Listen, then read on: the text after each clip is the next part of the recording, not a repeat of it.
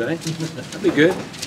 I wish I could come in front of you right now and tell you that, you know, after watching film, that they did some exotic blitzes and they did a lot of exotic slanting and a defense we haven't seen before, but that's the furthest from the case.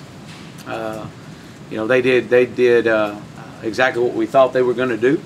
They played their defense. They didn't do anything different.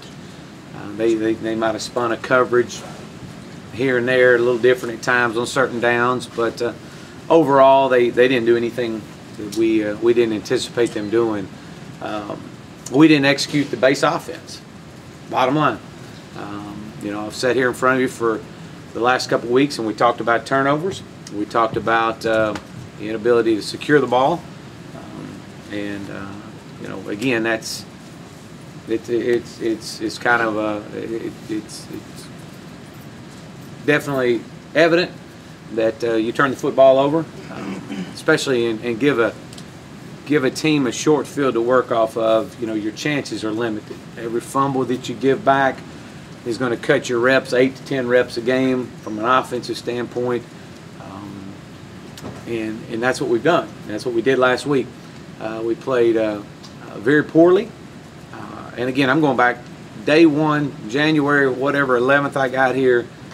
The base offense that we started putting in, we didn't execute it.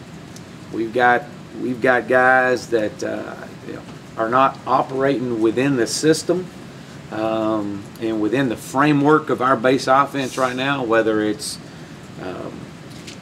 you know, I don't think they're purposely thinking that, hey, that we can go and freelance some things and do some things on our own. But you know, when you can't line up and execute the short yardage game that we've got to be able to execute to keep the chains moving, you know, that and turnovers are not a good mixture. And that's you know, we're not in a panic mode. Everybody may think we're in a panic mode. Not in a panic mode at all. We're furthest thing from panicking. We've got to fix it. We've got to get our confidence level back to where we were 4 weeks ago. And when we were executing the base system, the base offense at a high level. And we're not adding anything. So it's hard to say, is it because we're adding, you're continuing to add variations to the offense? No, because we haven't. We haven't been adding, may not add anything else. But I think some of the youthfulness is showing. And that's what we've got to try to, you know, put a pen on, put pen and paper together and figure out, okay, 4 weeks ago you were playing at this high level. What's happened between now and then? Well, we start looking at things. Obviously, turnovers are a big part of it. And you know, that's my opening statement. How much of what you're talking about is the offensive line? I'm sure it's spread throughout. When you say, I thought you were talking about the offensive line, then you said you talked about the youth. Mm-hmm. So then I took it to mean you were including everybody on the offense. But is it does it start with the line? Or? It's really hard to say, you know, that we had anybody that played exceptionally well the other day. David Smith played well in the O-line. Thought he probably played one of his better games. Nuke Hopkins obviously made some unbelievable catches that kept us at least moving the football. But you know, it's hard to say that anybody played above their head. I mean, outside of a couple guys that were battling. It's unacceptable. I mean, there's no getting around it. It's unacceptable. The way we came out, the way we performed, and just the base. Like I said, the base offense is the biggest concern. If we had played well and got beat, and I'm able to sit here in front of you and go, well, we know what we played extremely well, and it just wasn't good enough. But that wasn't the case. That was the furthest thing from the case. Did it surprise you that it happened? I mean, yes, it did surprise me that it happened. Yeah, without a doubt. After the Oklahoma State loss Friday night, one would think that would be an incentive to your guys to go out. Now you can really make a statement and a chance to stand out. And you know, we talked about the Oklahoma State game in our pregame meeting at the hotel before we loaded the bus, and we talked about the energy level of Iowa State compared to Oklahoma State. And in the end, they just couldn't match the energy level. And we talked about that.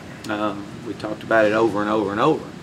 And, you know, still you come out and you know, we come out, we take the opening drive down, and we pick up 17 on the first play, 9 on the second play.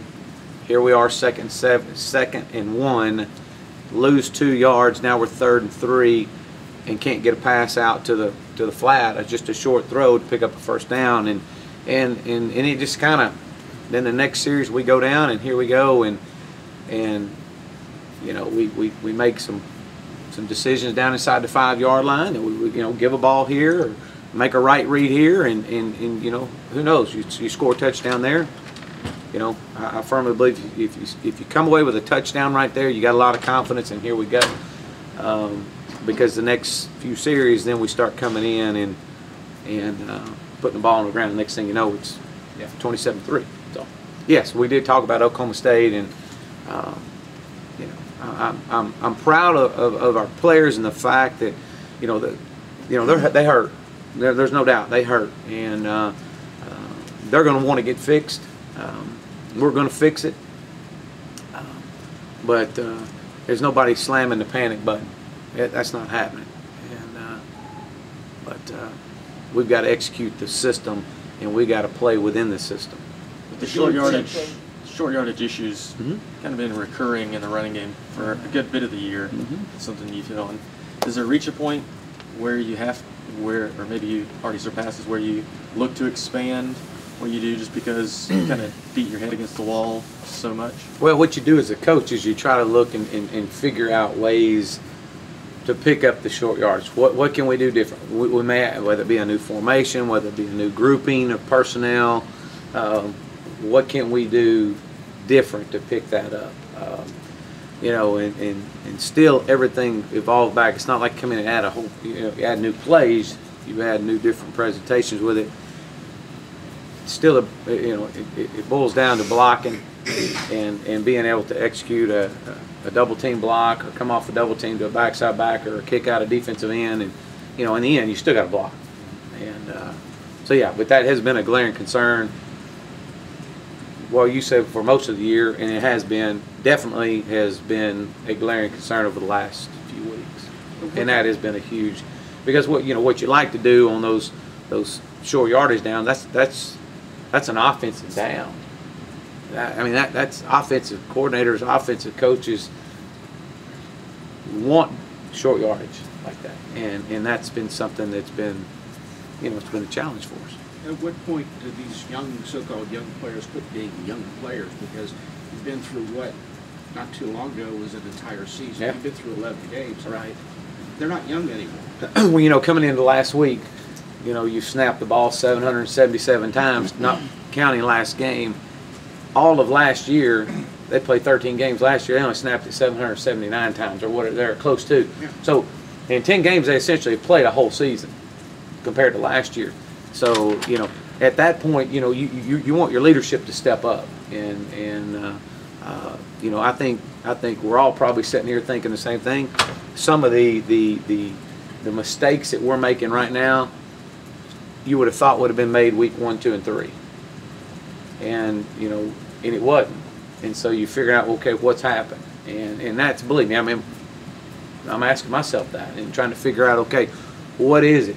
What is it? What do we got to do to get it back the way it was? So, you know, as far as, you know, the youth of the team, I mean, you know, you got guys that got to step up and make plays at this point in time. And I mean, that's what you got to have. You got to have a spark. Somebody's got to give you a spark.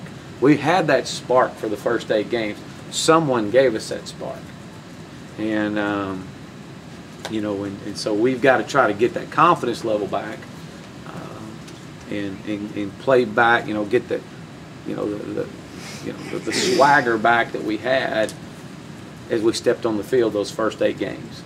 Could it be a matter of it became too serious?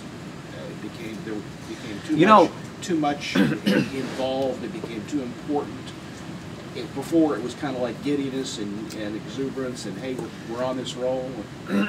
No, I don't think it's that. I'll tell you what I think. I think it's the fact that they started the season, some of our players included, started the season with the intent that I'm battling for my job. I'm battling for my playing career. I'm battling to prove people that I can do this, that we can be a top team in the country. And I think it was a us mentality against the world. And, you know, that team in there, that offense in there, that, you know, it was a us against the world mentality. And I think through the 8 games, you saw their confidence level grow so big to the point to where, and I've made many comments out here, sitting here, is, you know, everybody in the country is telling them how good they are. Everybody in the country is patting them on the back. Everybody in the country is telling them, oh, they love them and sign this for me and sign that for me. And you know, we as coaches have got to do everything we can to keep them down, keep them back, keep them, you know, and keep them grounded. And I think through that, they kind of, you know, some of the guys, you know, we've kind of maybe lost some of that edge, you know, if that makes any sense at all. I mean, we've lost a little of that edge because, you know, hey, look, I've, you know, almost to a sense of I've almost arrived, and so we've got to get back to that, and get back to that grit and that you know, that what got us here, that edge about ourselves. So is it too that's late? just